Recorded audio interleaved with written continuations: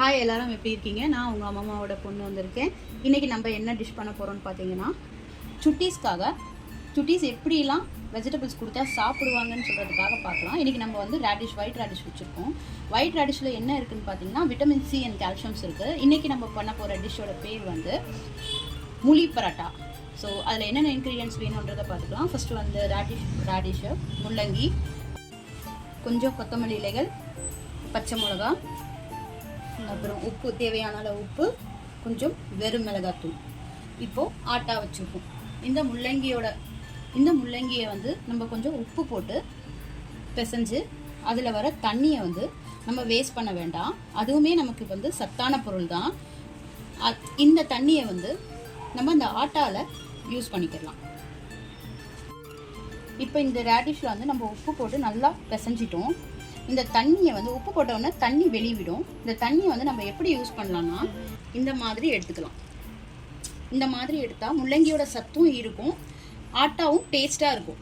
சப்பாத்தி பண்ணும்போது எல்லாமே டேஸ்ட்டாக தெரியும். பார்த்தீங்கன்னா இப்போ நம்ம இதில் இருக்க தண்ணியை ஃபுல்லாக பிழிஞ்சு எடுத்துட்டோம். நம்ம ஆட்டாவில் வச்சுருக்கோம். இப்போ இதை நம்ம வந்து மிக்ஸ் பண்ணி வச்சுக்கலாம். இதில் வந்து எக்ஸ்ட்ரா ஃப்ளேவருக்காக கொஞ்சம் ஓமம் சேர்த்துக்கலாம். அதாவது இதுக்கு பேர் அஜ்வைன்னு சொல்லுவாங்க. ஸோ ஒரு அரை ஸ்பூன், அப்புறம் ஃப்ரெஷ்ஷான கொத்தமல்லி இலைகள், அப்புறம் பச்சை மிளகா.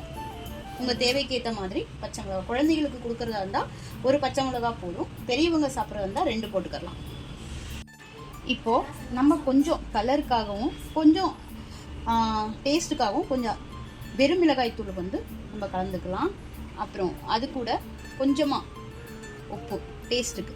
ஏன்னா முதல்ல போட்ட உப்பு தண்ணியை பிழிஞ்சு எடுத்துட்டோம். அதனால் இப்போ கொஞ்சம் டேஸ்ட்டுக்காக போட்டுக்கிறோம். இதை நல்லா மிக்ஸ் பண்ணி வச்சிடணும். அவ்வளோதான். இப்போது நம்ம இந்த ஆட்டா பிசைய போகிறோம். இந்த ஆட்டா பிசையும் போது கொஞ்சோண்டு கலருக்காக கொஞ்சம் மஞ்சத்தூள் சேர்த்துருக்கோம். அப்புறம் ஒரு பிஞ்ச் அளவுக்கு சால்ட். அவ்வளோதான். இந்த தண்ணியிலேயே ஃபஸ்ட்டு பிசைஞ்சுக்கணும். இந்த ரேடிஷ் பிழிஞ்ச தண்ணியிலேயே ஃபஸ்ட்டு பிழிஞ்சிட்டு தேவைப்பட்டால் எக்ஸ்ட்ராவாக நம்ம தண்ணி கொஞ்சம் ஆட் பண்ணிக்கலாம்.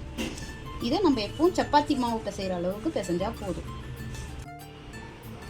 இப்போ வாங்க, மாவு நல்லா பிசைஞ்சு வச்சுட்டோம். நம்ம தேவையான அளவுக்கு மாவு பிசைஞ்சு வச்சுருக்கோம். இப்போது முலி பரோட்டா எப்படி செய்யறதுன்னு பார்க்கலாம்.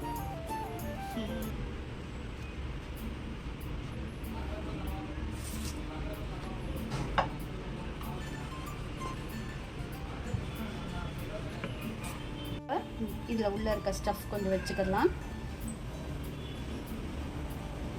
இந்த சப்பாத்தியை எப்பவும் போல் ஃபோல்ட் பண்ணுற மாதிரி ஃபோல்ட் பண்ணிவிட்டு லைட்டாக ப்ரெஸ் பண்ணி விட்டுட்டு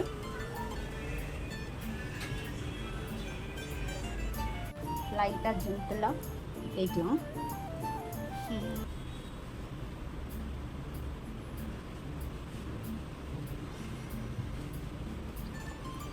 பாருங்கள், சப்பாத்தி நல்லா தேய்ச்சாச்சு.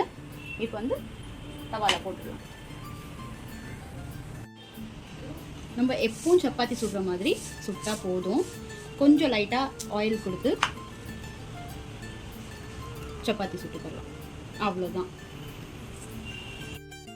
லைட்டாக ஆயில் ஸ்ப்ரெட் பண்ணியிருக்கோம்.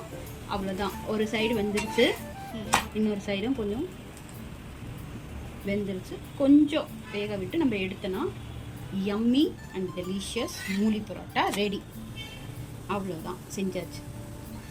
இதை சுட்டீஸ்க்கு நம்ம அப்படியேவும் கொடுக்கலாம். சாஸ், சட்னி, கர்டு வச்சு கொடுக்கலாம், சர்வ் பண்ணலாம். யம்மியாக சாப்பிடுவாங்க. ஓகேவா? நெக்ஸ்ட் டிஷ்ஷில் நெக்ஸ்ட் டைம் பார்ப்போம். ஓகே, பாய்.